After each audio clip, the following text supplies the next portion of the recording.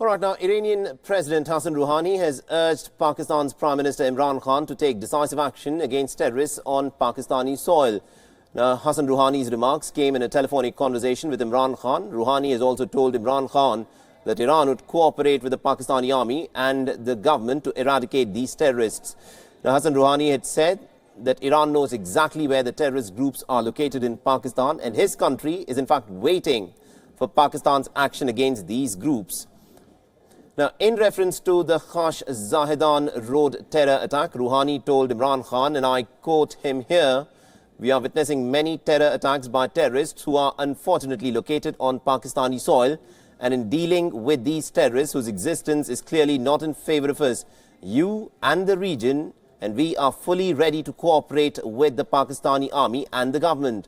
Now, the continuation of these terror activities from the Pakistani soil can undermine the relationship between the two countries."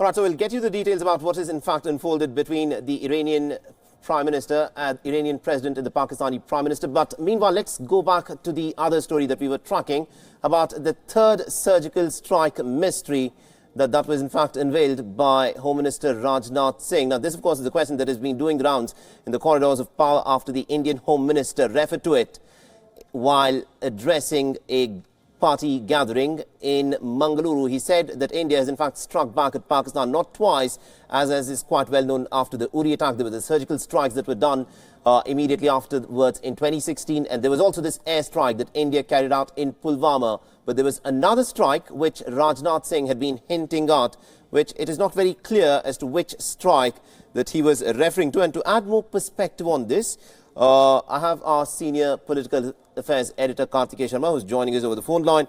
Kartikeya, this is an interesting bit of information that has been divulged by Home Minister Rajnath Singh. He speaks of 3 strikes that have been carried out by India. What exactly do you think he was hinting at?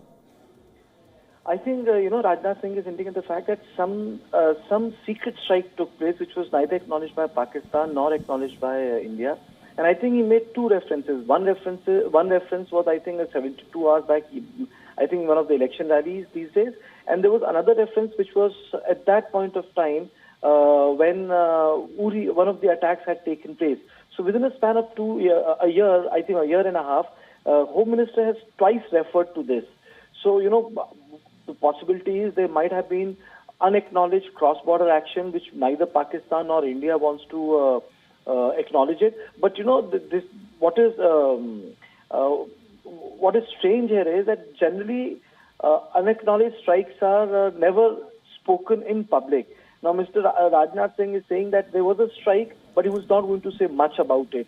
So that is a bit in the realm of speculation as to what happened to it.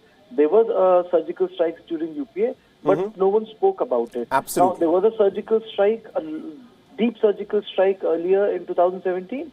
The BJP politically appropriated it. Right. This time, again, a surgical strike has happened. Bharatiya Janata Party shared it with public because, no way a strike could have been hidden.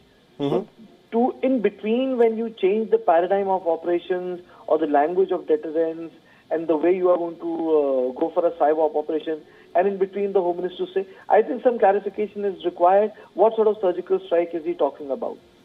Absolutely. But Kartikeya, considering the manner in which how things are worked out at the border between India and Pakistan, so the army, in fact, has said that, look, we've done surgical strikes in the past as well. It's just that it was not, given this much amount of wind. It's just that, post-2016, the surgical strike that was carried out, India, of course, made it abundantly clear that India will not just hit back, but also tell the world that it has hit back. Do you think that is a paradigm shift that's in fact come under this government? I think more than that, I think what is happening is that when these silent actions took place, it was between the armies of the two worlds.